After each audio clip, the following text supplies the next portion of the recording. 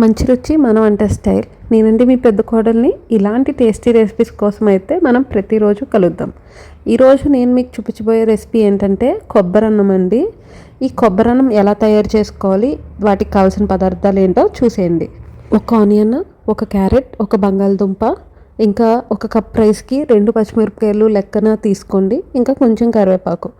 దాంతోపాటు మనం ఒక కొబ్బరికాయని పగలగొట్టి దాంట్లో ఉన్న కొబ్బరిని తీసి మిక్సీ పట్టి దాంట్లో ఉన్న పాలన్నీ కూడా తీసుకుని పక్కన పెట్టుకోవాలి. నేనైతే ఈ కొబ్బరి అన్నం చేయడానికి నార్మల్ రైస్ అయితే తీసుకున్నానండి. మీరు కావాలనుకుంటే Sona Masuri rice or basmati rice or jeera rice ఇలాంటి ఏ రైస్ అయినా కూడా వాడుకోవచ్చు ఎక్స్ట్రా ఫ్లేవర్ కోసం.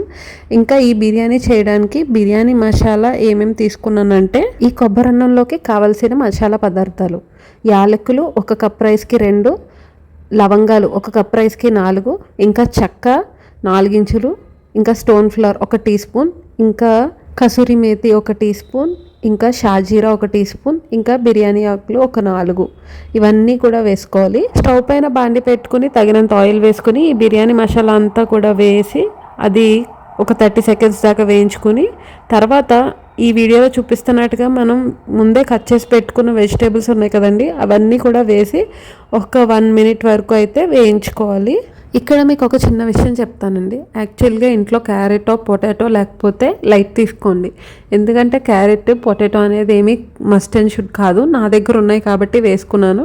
లేనప్పుడు నేనైతే ఒక్కొక్కసారి ఉత్తి ఆనియన్ వేసేసి మసాలా సరుకులు వేసి కూడా చేస్తాను.